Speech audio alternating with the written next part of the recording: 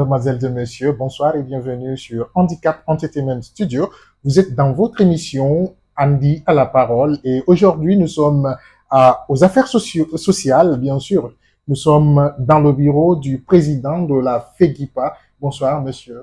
Bonsoir. Et présentez-vous, s'il vous plaît.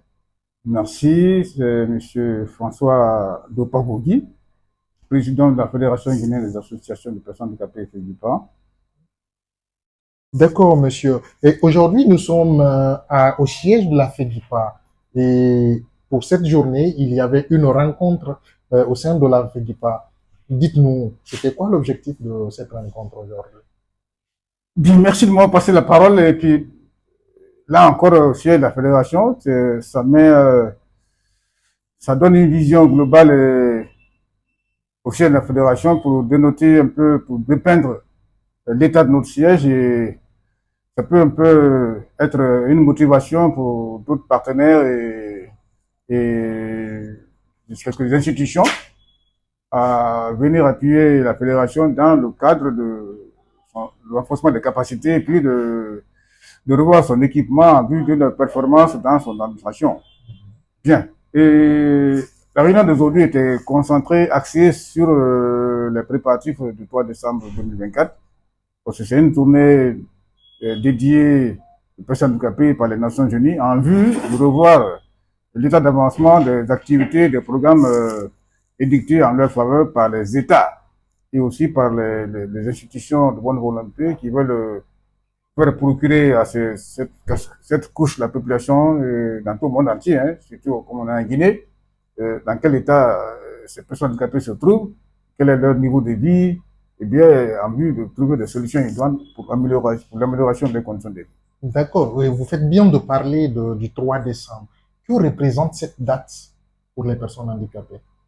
Cette date est une date historique parce que elle a été déclarée par les Nations Unies. Comme pas des Nations Unies, c'est tous les États qui composent cette institution mondiale et qui ont accepté que cette journée soit consacrée uniquement aux personnes handicapées. Comme je l'ai dit tantôt, c'est pour voir, avoir une vision globale sur la vie des personnes handicapées dans tous les pays, hein, à travers le monde entier. Et si nous prenons particulièrement le cas de la Guinée, ça permet aux autorités d'avoir une vue globale sur les personnes handicapées, comment est-ce qu'ils vivent, quel est leur état de vie, et aussi quels sont les programmes qui ont été énoncés en leur faveur et qui n'ont pas été exécutés, et quelles sont les perspectives en leur faveur. Donc, nous essayons de célébrer, parce qu'il faut la célébrer, cette journée, pour que réellement les personnes handicapées ne soient pas en reste de tous les programmes que l'État pourrait en faire, l'État pourrait faire, et aussi les institutions nationales et internationales. D'accord. Alors, monsieur, qu'est-ce qu'on peut retenir aujourd'hui de la rencontre de ce jour au sein de votre siège? Mais la rencontre d'aujourd'hui a été axée principalement et fondamentalement sur le renforcement des commissions qu'on a mises en place et aussi jeter un regard sur le fonctionnement de ces commissions et à quel niveau ces commissions sont en train de travailler pour avoir une situation claire et puis s'il y a des failles, qu'on puisse relancer l'organisation des commissions qu'on a mises en place en vue d'une réussite parfaite de l'organisation de cette célébration du 3 décembre 2024. D'accord. Et suite à cette rencontre, est-ce qu'il y a des activités qui sont planifiées pour ce jour? Bien sûr, des activités doivent être planifiées obligatoirement. Ça, c'est pour donner une visibilité de nos personnes handicapées, mais aussi essayer de voir leur état. C'est pourquoi, au niveau des activités qui sont prévues, nous avons des points de presse, nous avons l'exposition des personnes handicapées pour montrer à l'opinion nationale et internationale la capacité des personnes handicapées à se dépasser et à se dépasser ensuite à pouvoir se suffire elles-mêmes. Et aussi, nous avons aussi des activités sportives que nous allons mener et aussi des panels. Les panels vont servir à des expositions ou à des débats politico-socio-économiques pour que l'opinion sache réellement quelle est la situation, comme je l'ai dit tantôt, des personnes handicapées. Ça va décrire leur situation, leur vie, dans les États, notamment dans les pays comme la Guinée. D'accord. Et surtout, sachant que l'État est un partenaire privilégié de la FEGIPA, est-ce que vous comptez aujourd'hui sur l'apport de l'État à travers le ministère de l'Action sociale? Pratiquement, le ministère de l'Action sociale, c'est le partenaire privilégié de la fédération et il est du devoir de ce ministère de jouer pleinement son rôle dans l'encadrement, la coordination et l'épanouissement même, la promotion et la protection des personnes handicapées dans ce pays-là.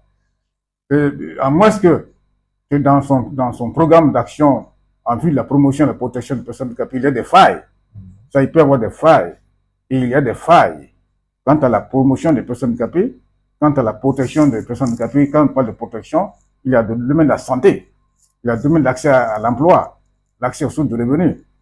Et ça, maintenant, pour la promotion, il est dit dans la convention, la CDPH, qu'il doit avoir accès au, comment on appelle ça, au service, au service des postes de décision.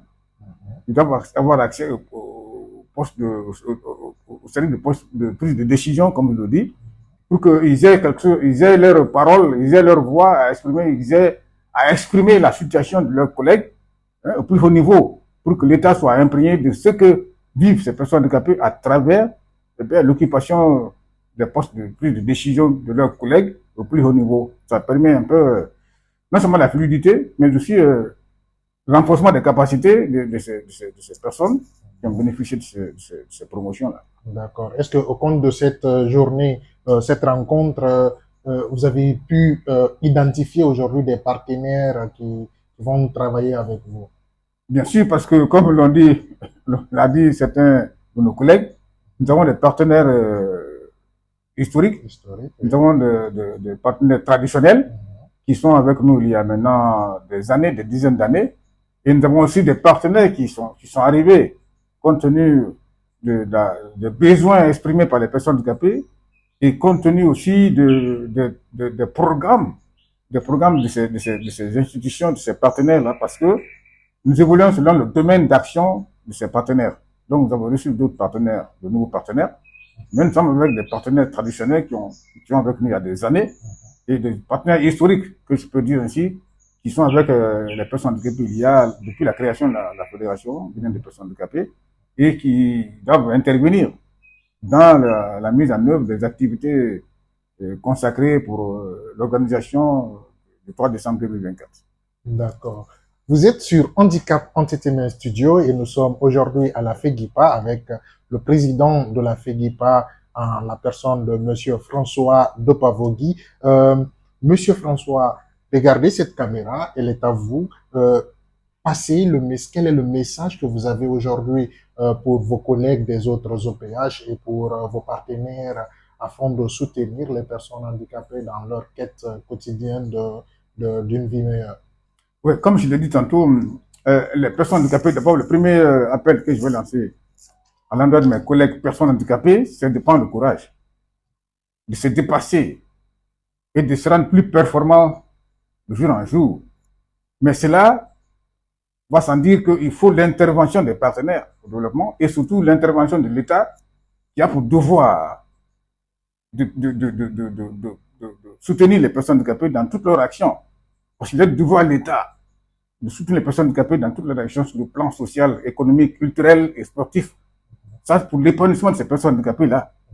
Et ça, cela va sans dire qu'il faut collaborer étroitement avec la Fédération nationale, bien pour renforcer ces programmes d'appui que l'État ou les partenaires de développement peuvent apporter à ces personnes handicapées, qui sont la catégorie de la population, qui est la catégorie de la population la plus pauvre, la plus démunie, donc ils nécessitent un appui économique, social, culturel et autres, surtout dans le cadre du renforcement des capacités de ces personnes handicapées qui ont besoin de servir aussi, qui ont besoin de s'exprimer pour faire valoir leurs capacités.